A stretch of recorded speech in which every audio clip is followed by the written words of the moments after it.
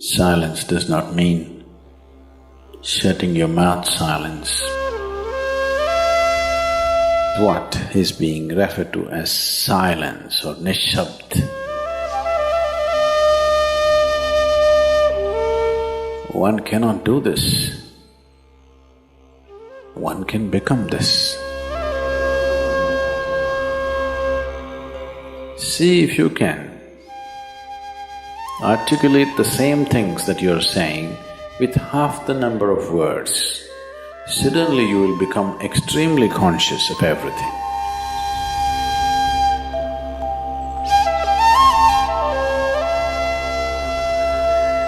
The wind makes its own sound. So does the water.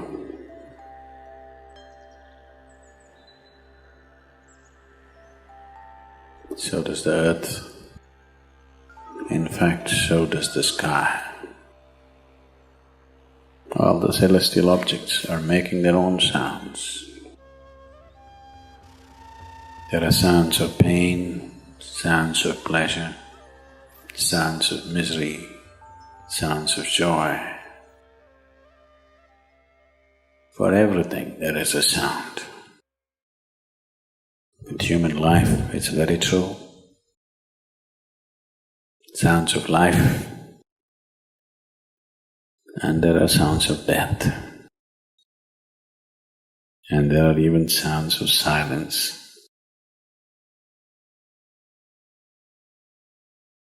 So this complex amalgamation of sounds, different kinds of sounds, creates different intent, different levels of compulsiveness,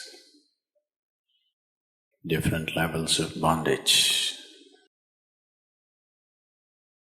and different possibilities of entanglement.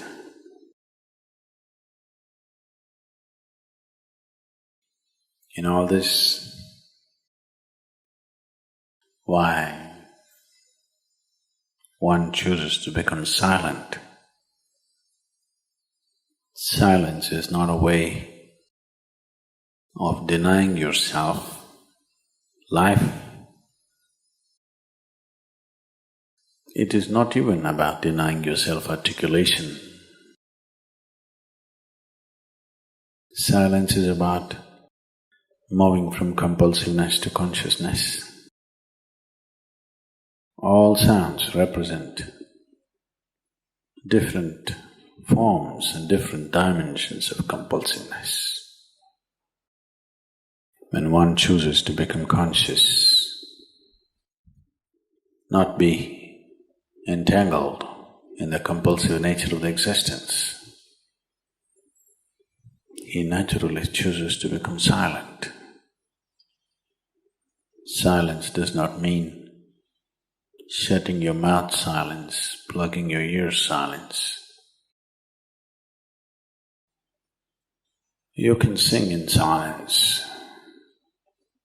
You can dance in silence. You can even speak in silence. You can even scream in silence. You don't try.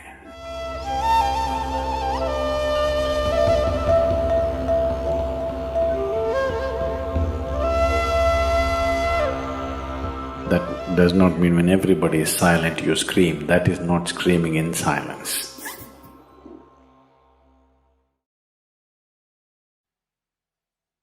Because sound is of the surface, silence is of the core. It is only the surface which makes the sound. See, now the water is hitting the surface and making the sound. Deep down, there is no sound. That is so with life. On the surface, it is a very complex mesh of sounds, a maze of sounds happening. But at the core, there is no sound. There is no word for no sound in English language. We call it nishabd. That means absence of sound, a total absence of sound. Absence of sound means absence of reverberation. Absence of reverberation means absence of life. Absence of life means absence of creation. Absence of creation means absence of the Creator too. So a space which is beyond creation and Creator, a dimension which is beyond life and death, that is what is being referred to as silence or nishabd.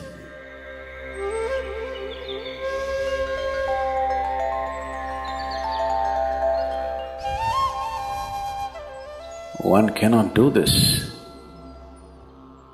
One can become this. Commonly, there are two words employed to describe this. One is maun, that means you're practicing silence, you're not silent.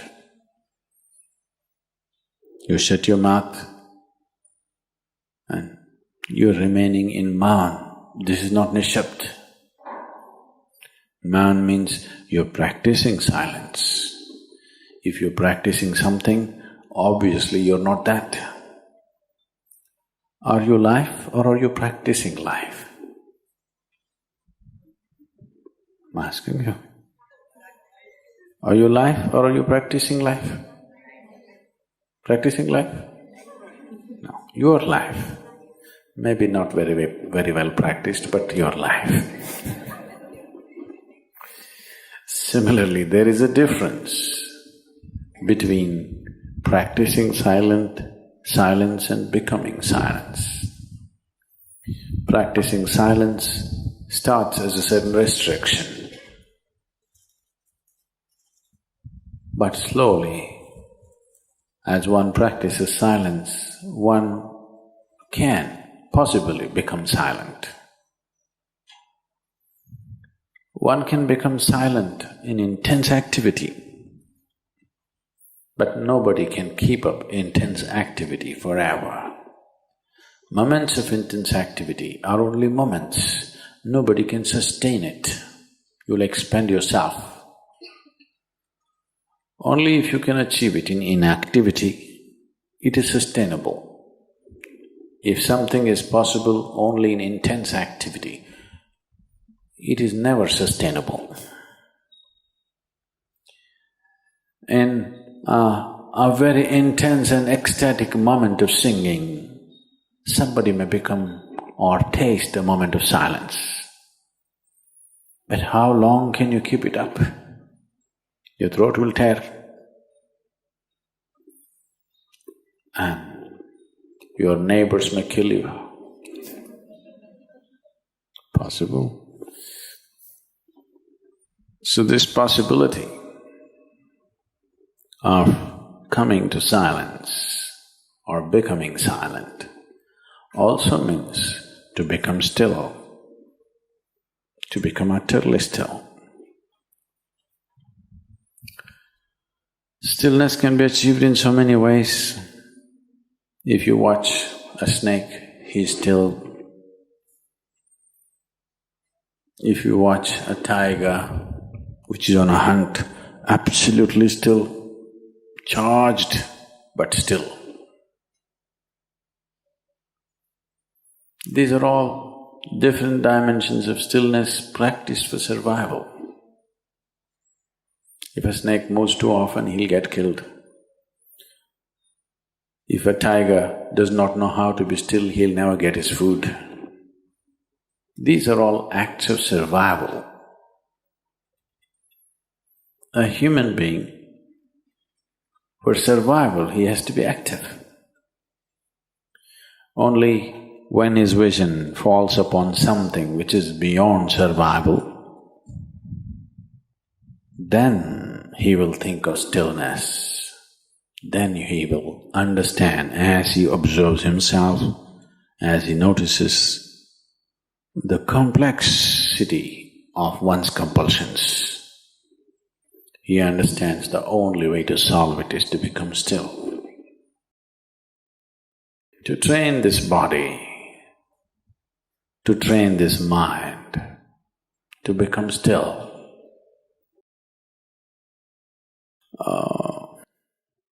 Takes some effort.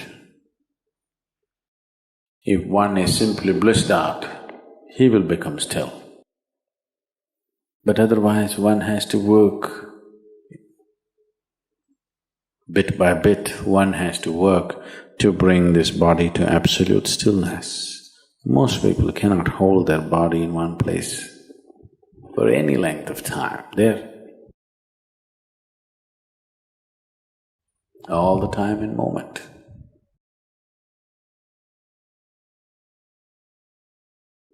As it is said, a man is ill only because he does not know how to be still. Because in stillness, you're in touch with a dimension way beyond creation. Once one is in touch with that, there is no such thing as illness.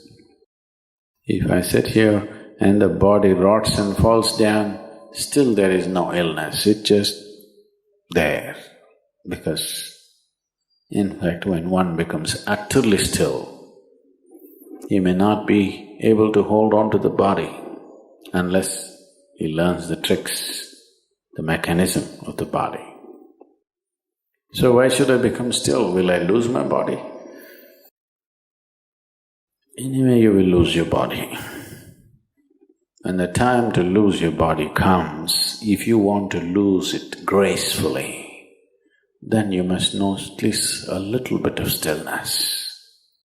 If you want to put your body down like you can put this piece of cloth down, with the same ease, with the same gracefulness, then you need to have some stillness in you. Otherwise, you and your body, you have to be torn apart, which is an ugly thing to do. When you're being torn away from your body, it is an ugly and painful thing to do, unless you can keep it down. There's no grace in life. So if one has to attain to that grace, at least a certain amount of stillness has to enter your life. For this to happen, a certain level of silence has to enter your life. If right now if it is not coming, at least practicing a little bit of Maun. In an hour, if you're speaking 1573 words right now, how many more? How many words do you spit out in a minute? 1573, you're actually doing that many? I thought that's impossible. Okay, I believe you. So whatever number you're doing, see if you can articulate the same things that you're saying with half the number of words. Suddenly you will become extremely conscious of everything.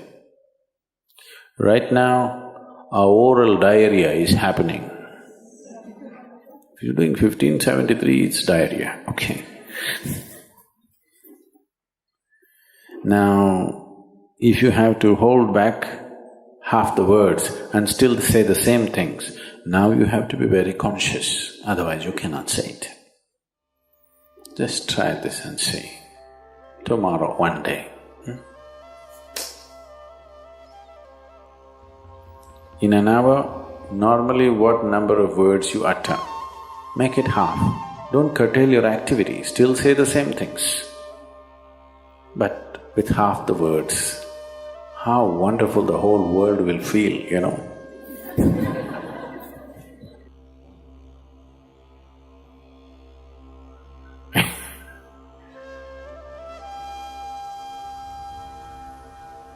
World will be a wonderful place, I'm telling you, tomorrow, if everybody does this. Many marriages will be saved.